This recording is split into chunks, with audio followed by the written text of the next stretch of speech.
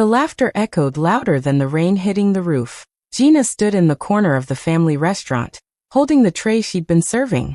Her father's words cut through her like glass. Some kids make you proud, others just take up space. The guests laughed, glasses clinking. Even her mother chuckled. Gina forced a smile, blinking away tears. If only they knew. The space they mocked would one day be worth more than everything they owned. Gina grew up feeling invisible in her own home. Her parents always praised her elder brother, Lamy, calling him their pride and joy. They told everyone how smart and successful he was, while Gina quietly did all the work behind the scenes. Every morning, she cleaned the house, cooked meals, and cared for her sick grandmother without complaint. When her parents and Lamy went out to parties or family gatherings, Gina stayed home to make sure everything was perfect when they returned. Even though she never complained, her heart carried a small dream: to become an artist. She loved colors, brushes, and the way painting made her feel alive. Late at night, she would sketch in secret, drawing worlds where she was free and seen. But when she finally gathered the courage to tell her parents about her dream, they laughed. Her father frowned and said she was wasting her time. Her mother told her, "Painting won't feed you, Gina. Be useful for once. Help your brother with his career." Those words broke her heart, but she nodded quietly. She wanted their love, their approval, even a small, "well done." So she obeyed. She pushed her dream aside and did everything they asked. She woke up early to iron Lamy's shirts, prepared his meals, and stayed up late typing his assignments.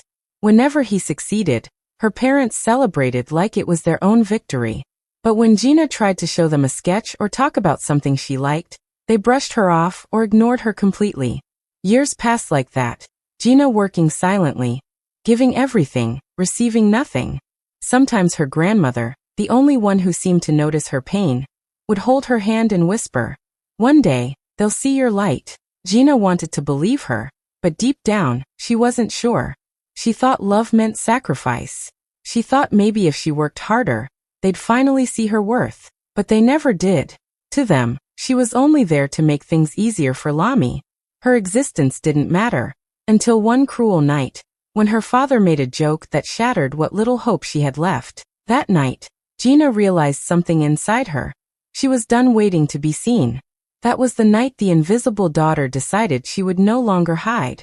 The night her heart finally broke started like any other family event. Her parents had opened a new restaurant and invited many guests to celebrate. The place was filled with laughter, the smell of food, and proud conversations about family success. But for Gina, it wasn't a celebration.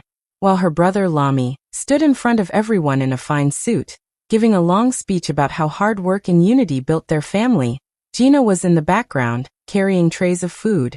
Her mother had told her earlier, "You serve better than anyone else. Don't embarrass us." So she smiled weakly and obeyed. As Lamy raised his glass and everyone clapped, her father decided to make a joke. He looked around at the guests and said, "Some kids make you proud, others just take up space." The laughter that followed was loud and cruel. It echoed through the hall, louder than the music. Gina froze in the middle of the room, holding a tray of drinks that suddenly felt too heavy. Her face turned red. Even her mother laughed, shaking her head as if agreeing. Her boyfriend, Miko, who was sitting at a table nearby, didn't defend her. He just looked down at his plate, pretending not to notice. That hurt even more than her father's words. The people she loved most made her feel like she didn't belong, like she wasn't even a person worth standing up for. The laughter died down, and everyone went back to eating. But inside Gina, something shattered quietly. She finished her work that night without a word. She smiled when spoken to. She cleared plates, wiped tables, and thanked guests politely. But her heart was gone. Every word her father said replayed in her mind. Just take up space. She wondered if that was all they ever saw when they looked at her. Not a daughter. Not an artist. Just space. When the party ended and everyone went to bed, Gina walked to her small room in the back of the house. She sat on the floor, opened her old sketchbook, and looked at her drawings, the only proof that she existed for something more. Tears rolled down her cheeks as she slowly packed her bag. A few clothes, her brushes, and her sketchbook. That was all she needed. She took one last look at her family photo on the wall and whispered, "You'll remember me someday." Then she walked out quietly into the night. The rain had started to fall, but she didn't care. For the first time, Gina didn't feel invisible. She felt free, hurt, but free. That was the night the girl they called useless finally decided to disappear. When Gina reached the city, she had no plan, no home, and very little money. The city was big, fast and cold, and no one cared who she was or where she came from. She found a tiny room behind a bakery, small enough to touch both walls if she stretched her arms. The rent was high, but it was all she could afford. Every morning, she woke up before sunrise and walked to a small restaurant where she worked as a waitress. She smiled at customers, cleaned tables, and carried heavy trays, pretending everything was fine. But when night came, Gina became someone else. With her sketchbook and a few cans of paint, she walked through the quiet streets, searching for old walls and abandoned buildings. Those walls became her canvas. She painted women with sad eyes, children holding broken dreams, and faces that carried silent pain. Her art told stories, not just hers, but of everyone who had ever been ignored, mocked, or unseen. Sometimes she worked until dawn, her hands stained with color, her heart feeling lighter with every stroke. Life was still hard. Some days, she didn't have enough money for food. Other days, rain washed away her freshly painted murals before anyone saw them. But Gina didn't stop. Painting made her feel alive. It reminded her that even if her family didn't see her worth, her art did.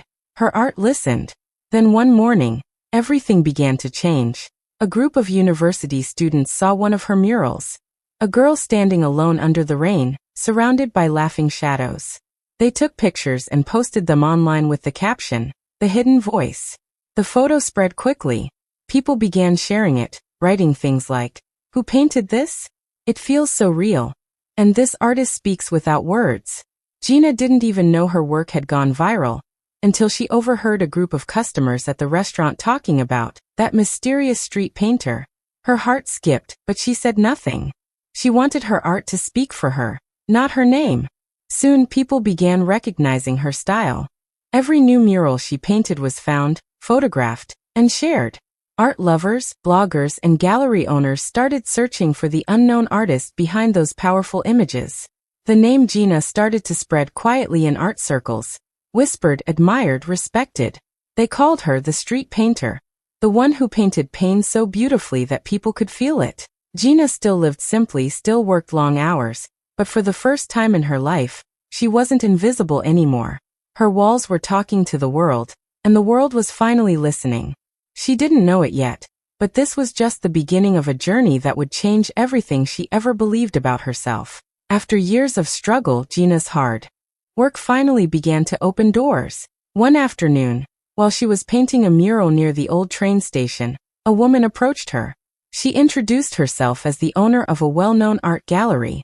The woman had been following Gina's work online and wanted to give her a solo exhibition, her very first. Gina could hardly believe it. The chance she had dreamed of for years was finally real. For weeks, she worked tirelessly, painting new pieces that showed every emotion she had ever felt: pain, hope, strength, and freedom. She felt like the invisible girl inside her was finally gone. Then, one evening, as she was arranging her sketches, she received a message from a familiar name, Miko, her ex-boyfriend. The same man who had looked away while her father humiliated her that night years ago. Gina hesitated before replying, but Miko's words seemed warm, apologetic. He said he had changed, that he admired her success, and wanted to make things right. He also told her that he now worked with her brother, Lamy, who was trying to enter the art world. At first, Gina didn't trust him, but Miko sounded sincere. He said he could help her prepare her files and contacts for the upcoming exhibition, offering to organize everything for her digital portfolio. "You deserve this moment," he said. "Let me help you shine." His tone reminded her of the boy she once loved, kind and supportive. So against her better judgment, she gave him access to her portfolio files. A few days later, while serving coffee at her part-time job, she glanced at the TV and froze. There was her brother, Lamy, standing proudly at an art event. The news headline read, "Young artist Lamy Amari stuns the city with his new urban art collection." Gina's stomach turned cold as her eyes moved across the screen. The paintings behind him were hers. Every color, every stroke, every hidden signature. Hers. She couldn't breathe. Reporters surrounded him, praising his talent. Her parents appeared on another clip, smiling and saying, "That's our son. We always knew he'd make it." Not one mention of her. Not one word of truth. Gina didn't cry that night. She didn't scream. She just sat quietly in her small apartment, staring at her paint-stained hands. Then she took a deep breath, picked up her brush, and whispered to herself, "They took my work. Now I'll give them something they can never steal." That was the moment her pain turned into power. That betrayal didn't break her. It sparked the fire that would make her unforgettable.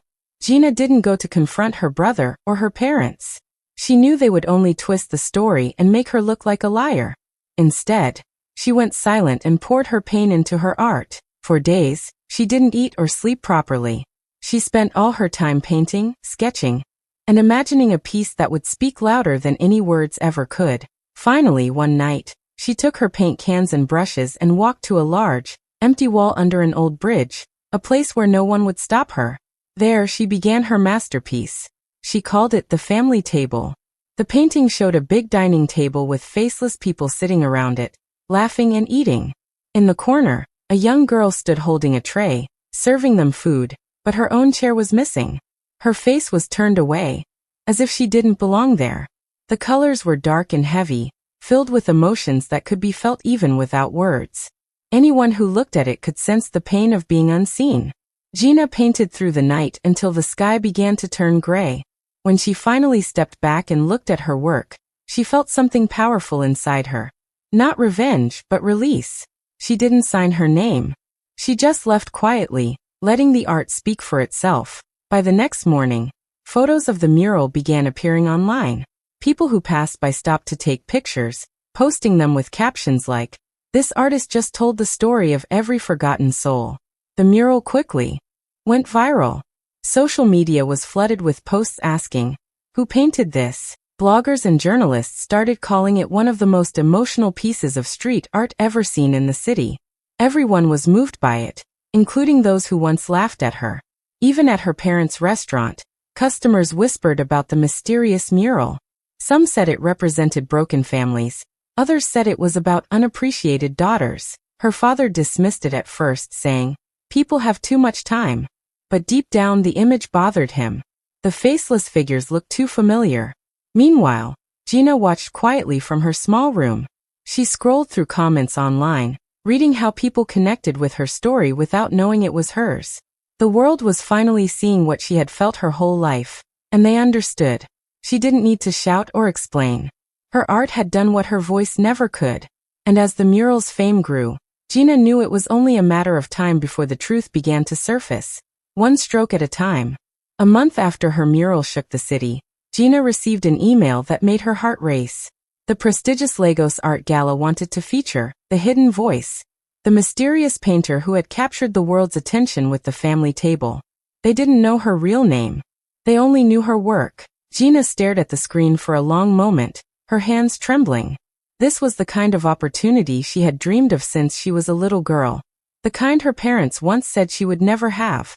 After all the pain, after all the silence, the world was finally calling her name. Even if they didn't know it yet, she worked harder than ever, preparing new pieces for the exhibition. Each painting told a story, one of loneliness, resilience, and rediscovered power. As she painted, she could almost hear her father's cruel words echo in her memory, but they no longer hurt her. They only pushed her to rise higher. When the night of the gala arrived, the entire city buzzed with excitement. Wealthy guests, reporters, and art collectors filled the grand hall, all waiting to meet the hidden voice. Meanwhile, her brother, Lamy, had been invited too. He believed this could be his chance to find and collaborate with the artist whose fame was overshadowing his stolen work. He arrived proudly, with their parents beside him. Her father wore a fine suit. Her mother smiled widely, telling everyone how proud she was of Lamy, pretending they still had power in the art world. They had no idea what was coming. As the lights dimmed and the spotlight turned toward the stage, the announcer said, "Ladies and gentlemen, please welcome tonight's featured artist, the hidden voice." The crowd held its breath as a tall, elegant woman stepped out from behind the curtain. She wore a sleek black dress, her hair tied neatly, her eyes calm and confident. Lamy froze. His mother gasped. Her father's face went pale. It was Gina, the daughter they had called useless, the sister they had ignored, the girl they laughed at. She walked to the microphone, her heels clicking softly against the stage, and smiled at the stunned audience. "Good evening," she said calmly. "Tonight's exhibition is special to me. It's dedicated to those who once told me I took up space." She paused, her eyes meeting her parents'. "I just learned how to own it." The audience erupted in applause. Cameras flashed. Everyone stood, cheering for the mysterious artist who had turned pain into beauty. Her parents couldn't move. Shame and disbelief covered their faces. Gina didn't look away. For the first time in her life, she stood tall in front of them. Not the invisible daughter, not the servant, but the woman who had turned her wounds into art. The hall filled with applause as Gina smiled and thanked everyone for coming. Reporters stood with their cameras ready, guests leaned forward in excitement, and the lights dimmed again for the grand reveal of her final painting. The curator announced, "And now, the piece that completes tonight's story," mocked at the table. A large white curtain dropped slowly, uncovering the massive canvas behind her. The room fell silent. Before them stood a powerful painting that pulled everyone in at once. It showed a family seated around a grand dining table, laughing and raising their glasses. In the background, a young woman stood holding a tray, her eyes full of quiet pain. Her chair was missing. Her father's hand was raised mid-toast, his face frozen in pride. Her mother's smile was sharp, her brother's grin wide. Every expression was drawn with such detail that no one could mistake who they were. The painting was alive with memory, a vivid recreation of the night Gina had been called a waste of space. The audience gasped softly, realizing what they were seeing. People began whispering among themselves. Some recognized the story from the mural, the family table. Others started connecting the dots, the faceless figures, the missing chair, the emotions that had spoken through every piece Gina had painted. And now the truth stood right in front of them. The girl who had been mocked was the artist the world had come to admire. Her parents stood frozen near the front of the hall. Her mother's smile faded slowly, replaced by shock. Her father gripped his seat, his face pale. Lami's hands shook slightly. His eyes darted from the painting to Gina, who stood calmly beside it, watching him with steady eyes. For years, he had stolen her work and taken her place. Now, in front of hundreds of people and cameras, the truth was painted for the whole world to see, in colors that could never be erased. The media rushed forward, taking photos and recording videos. Headlines were already being typed. Hidden voice revealed. Artist exposes family's betrayal. Reporters shouted questions. Flashes filled the room, but Gina didn't say a word. She didn't need to. Her art had spoken for her louder and clearer than anything she could ever say. Her humiliation had become her triumph. The same table where she once stood invisible was now her victory stage. The same family that mocked her was now silent, facing the reflection of their own cruelty. Gina stood there, calm and proud, her heart finally at peace. She had turned her pain into something powerful, something the world would never forget. That night, her silence became her loudest revenge, and every stroke of her brush told the story of a girl who refused to stay unseen. Within just a few days, Gina's life changed completely. Her story spread across every platform: newspapers, social media, TV shows, and art blogs. People everywhere were talking about the mysterious artist who turned her pain into power. Everyone wanted to know more about the woman behind the painting that had made the whole world stop and think. Gina's name was suddenly everywhere. Magazines wanted her on their covers, brands wanted her artwork in their campaigns, and art galleries around the world sent her invitations. The same people who once ignored her now stood in long lines just to see her art in person. She walked through the world with quiet pride, not out of arrogance, but because she finally knew her worth. The same hands that were once mocked for wasting time with colors were now signing deals worth millions. Her interviews were filled with hope and honesty. She didn't badmouth her family. She simply told her truth. "Art," she said softly during one interview, "was the only way I could speak when no one wanted to listen." That quote alone went viral, shared by thousands who saw their own pain in her words. But as Gina's star rose higher, her family's world began to fall apart. The truth about the stolen paintings came out in full detail. Reporters discovered that her brother Lami had taken credit for her early sketches, and sold them to make money. People who once admired him now called him a fraud. His friends disappeared. His art business collapsed overnight. He couldn't step out without hearing whispers. That's Gina's brother, the one who stole her work. Her parents, too, faced the weight of their actions. Their once busy restaurant, where laughter used to echo every night, now stood half empty. Customers no longer came in large numbers. Many said they couldn't eat in a place owned by people who had mocked their own daughter's dreams.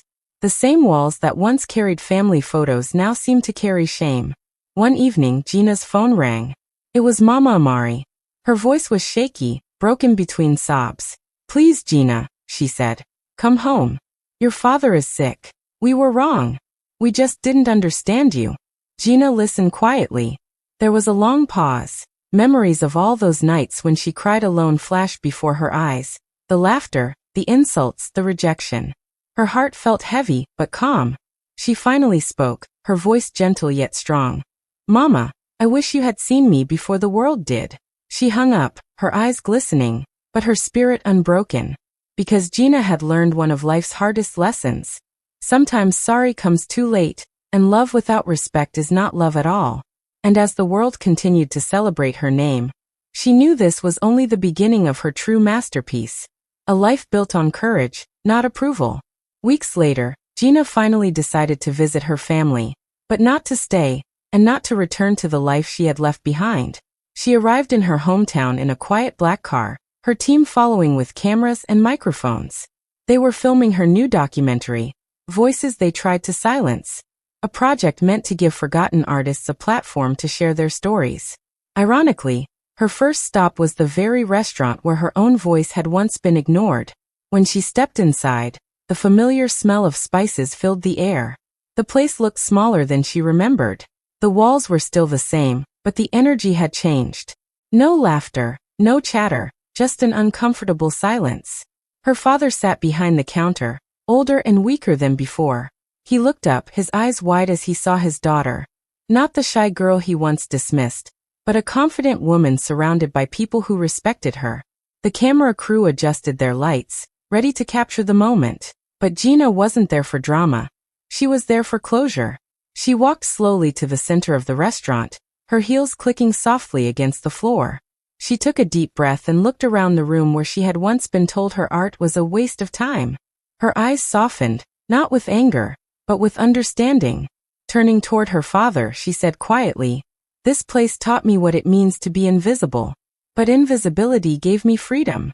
Her voice was calm, steady, and filled with truth. Everyone in the room went silent. Even the cameras seemed to pause. Her father lowered his head, tears forming in his eyes. Then Gina reached into her bag and placed an envelope on the table. It was thick, filled with money. "This is to help you rebuild," she said simply. "I know the restaurant has been struggling." Her mother gasped softly, her hands trembling as she touched the envelope. She looked at Gina with disbelief and asked, voice shaking, Why help us after all we did to you?" Gina smiled faintly. It wasn't a proud or bitter smile. It was peaceful, the kind that comes from a heart that has already healed. "Because healing isn't revenge," she said. "It's peace." Her words hung in the air like a soft echo, wrapping the room in silence. Her father finally stood up, wanting to say something, but no words came out. Gina looked at them one last time, her eyes kind but distant, and then turned to leave. The camera followed her as she stepped outside, sunlight catching her face. That moment went viral later. Not because of fame, but because of grace. People saw not a victim, but a woman who turned her pain into purpose. And as Gina walked away from the restaurant, she didn't just leave her past behind. She walked fully into her peace. Months later, Gina stood in front of a grand audience at an international art conference in Paris. The stage lights reflected softly on her face, and behind her, a giant screen displayed her most famous mural, The Family Table. The same painting that once told her story of rejection, now hung in galleries across the world.